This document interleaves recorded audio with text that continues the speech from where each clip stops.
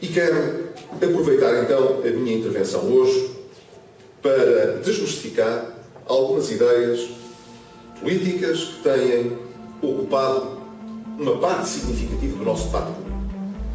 E que muitas vezes são as ideias que, quando travamos as discussões com os partidos da oposição no Parlamento, ou quando ouvimos os comentadores e os analistas no espaço público, nomeadamente nas televisões, argumentarem, sentimos que é preciso responder. Primeira ideia.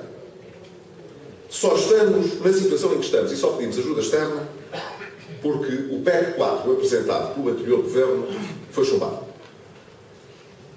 Isto é, dito hoje de uma forma capciosa, para dar a entender que Portugal só está a passar pelas dificuldades em que está a passar porque o PSD, na altura na oposição, não deu o seu voto de confiança para que o PEC 4 pudesse ser aprovado.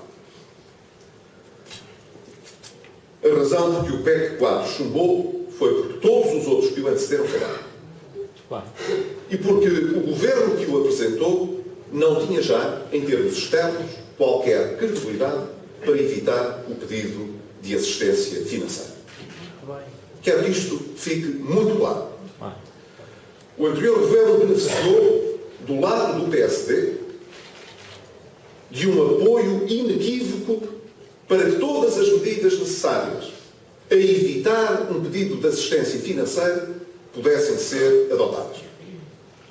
Apesar de não estarmos no governo, o PSD, na altura, com a doutora Manuela Ferreira Leite, viabilizou o orçamento de Estado do Partido Socialista. O PSD, a seguir, quando em maio a Grécia precisou pedir assistência financeira e os mercados externos começaram a entrar em stress financeiro, pressionando as taxas de juros dos diversos países, estava já a Irlanda sob forte pressão e Portugal também, já explicarei em que contexto, a ser muito pressionado. Nessa altura, o então Primeiro-Ministro queria apresentar em Bruxelas uma resposta decidida do governo português para evitar o resvalar das contas públicas e a quebra da confiança dos mercados em Portugal. E na altura não foi preciso pedir ao principal partido da oposição para que apoiasse essas medidas. Foi o principal partido da oposição que foi ter com o governo para lhe dizer o que é que os senhores precisam do nosso lado em termos de apoio para evitar que Portugal tenha que pedir ajuda.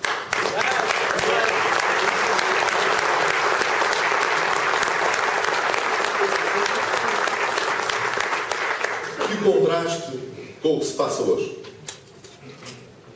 Na altura, o Governo disse que precisava de apresentar um reforço da receita pública em cerca de 1.000 milhões de euros. Queria, portanto, um aumento de impostos. E o PSD disse na altura: nós daremos o nosso apoio para esse aumento de impostos se o Governo executar um corte na despesa equivalente. Se conseguir executar, até ao final do ano, uma redução de 1.000 milhões de euros na despesa. Tal redução nunca aconteceu. Mas o PSD não se absteve. Votou a favor, na Assembleia da República, desse aumento dos impostos. Coisa que, de resto, me valeu uma justificação ao país por ter dado o apoio explícito a essa medida. Quero apenas recordar que, além de ter solicitado uma redução da despesa de igual montante, simbolicamente solicitei ao Governo de então que, para que a classe política desse o exemplo de que não estava a pedir sacrifícios ao país, sem poder ela própria mostrar simbolicamente que estava disponível para dar um contributo direto para esse esforço, solicitei que houvesse uma redução dos salários dos cargos políticos de 5% que ainda hoje vigora. Quer dizer que naquelas medidas que são projetadas, quando se diz que nós substituímos a redução dos salários na administração pública a partir dos 600 euros, começa em 2,5% e vai até aos 12% a partir dos 2.000 euros, aqueles que são membros do Governo, aqueles que estão nos gabinetes dos membros do Governo, assessores, adjuntos, os que estão no Parlamento como deputados, ou que estão nos grupos parlamentares como adjuntos ou assessores, esses, acima dos 2.000 euros, têm 12% de redução, mais 5%. Na altura, o então Primeiro-Ministro decidiu comunicar ao país que achava isto um excesso. Mas se era isso que o PSD queria, para que o aumento de impostos e a resposta do país fosse determinada, que apesar de achar mal, se reduzisse o salário daqueles que estão em cargos políticos, que o aceitaria. E essa é a razão porque ainda hoje os políticos em Portugal dão um exemplo que devem dar, mostrando ao país, como os administradores das suas empresas, que quando é preciso reduzir os salários ou reduzir as condições, elas começam no pessoal da administração. Não começam nos funcionários das empresas.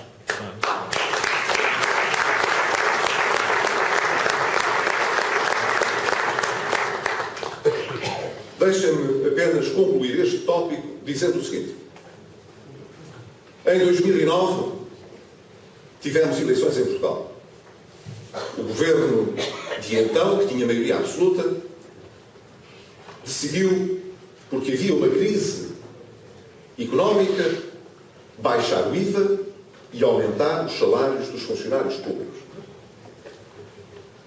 Por razões que tiveram relação com a data das eleições, que foram, se não estou em erro, em setembro de 2009, o Orçamento de Estado para 2010 não foi apresentado ao Parlamento.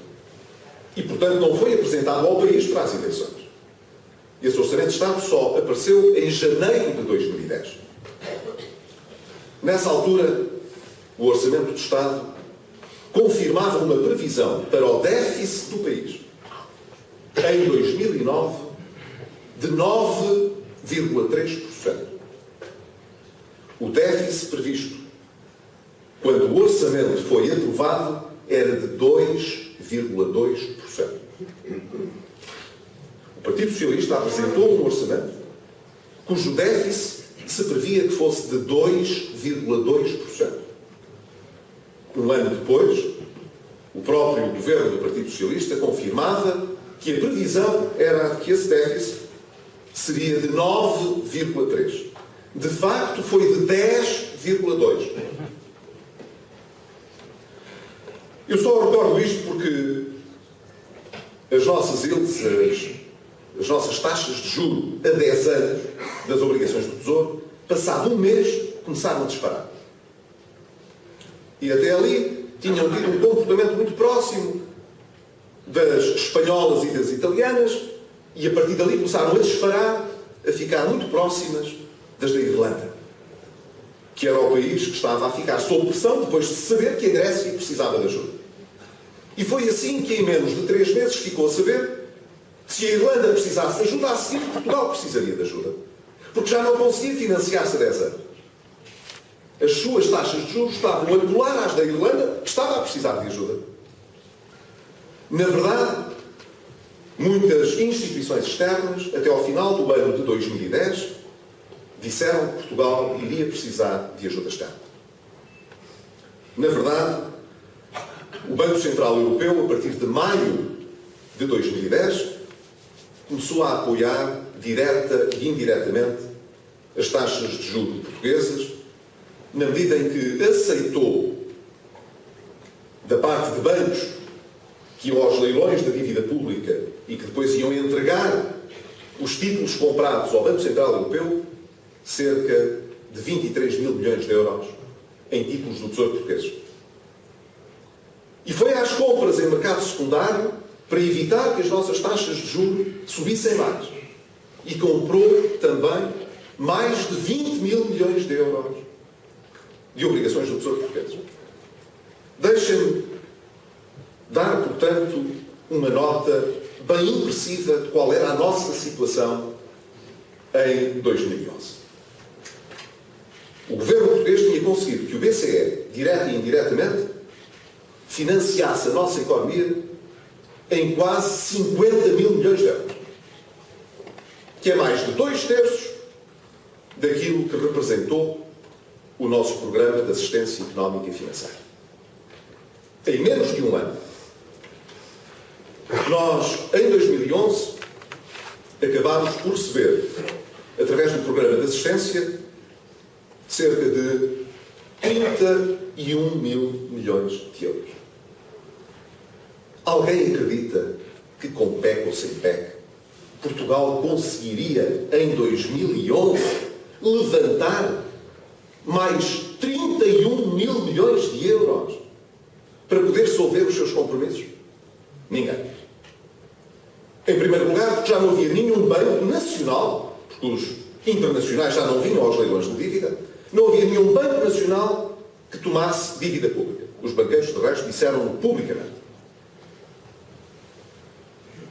E não havia, portanto, condições para fazer mais emissões de obrigações. Durante os primeiros 3 meses, conseguiu-se, com muito custo, levantar 7 mil milhões que acabaram todos no Banco Central Europeu. O Estado nunca teria tido condições para levantar 31 mil milhões de euros até ao final daquele ano. Recordo apenas que, em 2009, o Estado conseguiu financiar-se em mercado externo, em condições bem mais favoráveis, cerca de 15 mil milhões de euros. Metade do que precisava naquele ano, em condições de normalidade. Agora digam, não é espantoso que quem teve a responsabilidade durante este período ainda não tenha percebido o que aconteceu a Portugal em resultado da sua política em 2011 e por que razão é que Portugal precisou pedir ajuda? É espantoso.